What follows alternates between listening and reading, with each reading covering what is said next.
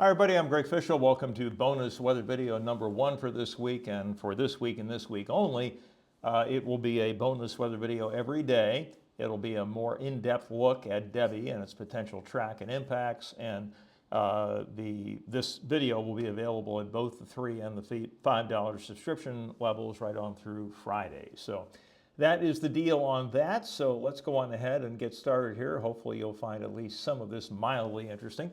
So the European Center for Medium Range Weather Forecasting has its own ensemble forecast system. It consists of 51 ensemble members. Then you have the American system, the NOAA system, which has 30 ensemble members, and you have the Canadian Weather Service, and I don't off the top of my head remember how many ensemble members they have, but when you total all these up, it's actually over 100. And so this is the average of all 100 plus of those ensemble members, and you can see it taking DEBBY, a tropical storm now, up into eastern Georgia, and then out to sea, and then it makes a turn to the northeast, the north, and then the northwest, and then the remnants come up across the Piedmont of North Carolina.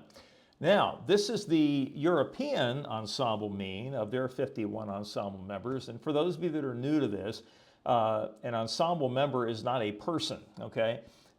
It's the same thing as the European operational model, okay, a single model, but the initial conditions have been changed just a little bit to account for the possibility that the analysis is not perfect, okay? And so you have 51 variations of that initialization, and then you see how much of an impact those small changes at the beginning make out in time. So this is an average of all those ensemble members. And then you take a look at the average of the American ensemble members, and it's a bigger difference.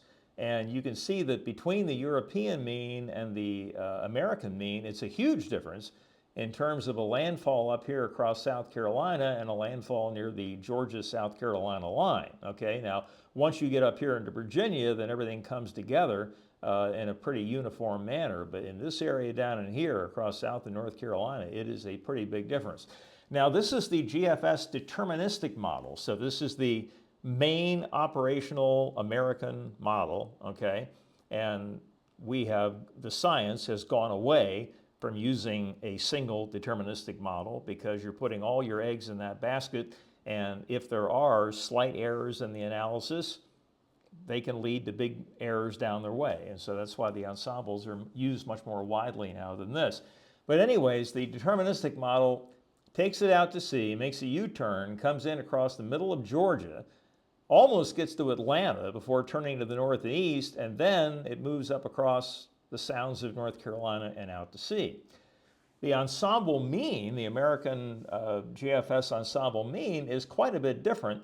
It makes a turn a little farther to the north near the Georgia-South Carolina line, and then instead of it curving sharply into the eastern part of North Carolina, it makes a more gradual turn up across the Piedmont.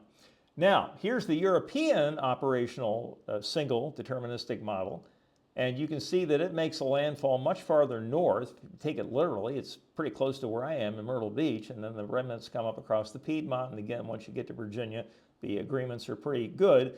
And the ensemble mean is not that much different than the deterministic model. So with the American system, there's a big difference between the ensemble mean and the operational. With the European, it's almost identical. Okay, so here are some various forecast parameters that are looked at in terms of tropical development. And of course, this would all assume that the system got back out over the ocean. And you can see here at the bottom of each one of these graphs here, these are forecasts 24, 48, 72, 96, 120, all the way out to 168 hours or 1 week. So this first parameter here is the maximum wind, and you can see that the guidance never really takes the wind back up much above 40 or 45 knots. So if you take this literally, it's not forecasting it to get back to hurricane status before the second landfall. This is the max potential intensity, and that basically says if every parameter was utilized to its maximum potential, water temperatures, low wind shear, the whole bit, moist air, then the wind speeds could be 150 knots. But rarely does the atmosphere ever completely make use of what is available to it. there is usually some limiting factor somewhere. So this is sort of a pie in the sky type thing. Down here, the wind shear, very, very low all the way through 96 hours, which would be Friday morning, and then it increases quite a bit after that. This parameter here is the sea surface temperature, and you can see that that's fairly warm, and then as the system pulls out to sea and gets farther north, that would obviously decline. This is the 700 to 500 millibar mean relative humidity, which would be about 10 to 18,000 feet, and you can see that that actually increases, and then it comes down again toward the end of the forecast period. And finally, the ocean heat content, which is a measure of how deep the warm water is. If the warm water is shallow and only near the surface, then the hurricane winds act like a big spoon or a tropical storm and stir that water up. So if there's cold water or cooler water just beneath that surface, that's going to mix up to the surface and basically kill any potential the system has to strengthen. But if it's really deep warm water, then it doesn't matter how much you stir it up because all you're doing is moving a bunch of warm water around. So the ocean heat content is a very important parameter. You can see that's fairly high until we get to 72 hours, and then it really begins to drop off.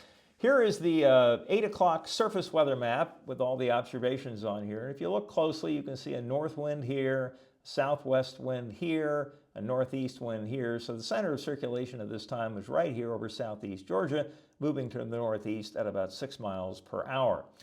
Okay, I want to make sure that I was actually, I could see my cursor, but I'm not sure you could. Let me just make sure here. North wind, southwest wind, northeast wind. So the center right in here, moving to the northeast at 6. I'm sorry if that was redundant. Okay, the Weather Prediction Center, or WPC, these guys are the precipitation analogy or the precipitation counterpart to SPC, which does severe weather outlooks, okay? So they have a very similar system for flash flooding. Green is level 1 or marginal, slight level 2, moderate level 3, and level 4 would be high. And here you've got widespread flash floods expected, numerous, scattered, and isolated, okay? So now let's take a look at what the actual forecasts are for the eastern states with DEBBY.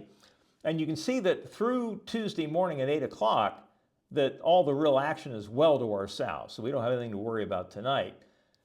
Then, as we head toward the period Tuesday at 8 o'clock in the morning to Wednesday at 8 o'clock in the morning, then that yellow area is just barely getting to Raleigh, okay? So this might indicate that Wednesday would be the first day that we would have, more widespread showers and thunderstorms and the potential for at least some flooding.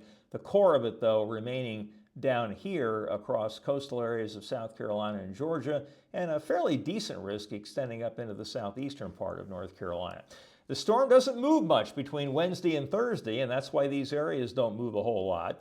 And then when we head to 8 a.m. Thursday to 8 a.m. Friday, now the level 3 covers much of our area. So it looks right now like Thursday would be the worst day in terms of widespread flash flooding.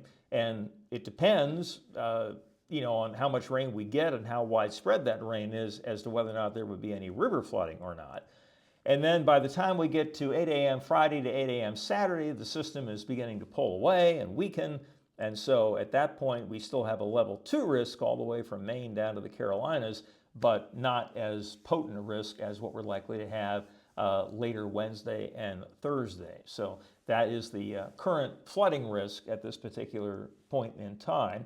And that's basically it for right now. So the question marks are whether or not this system makes a really abrupt U-turn or whether or not it's more gradual toward the north and northwest.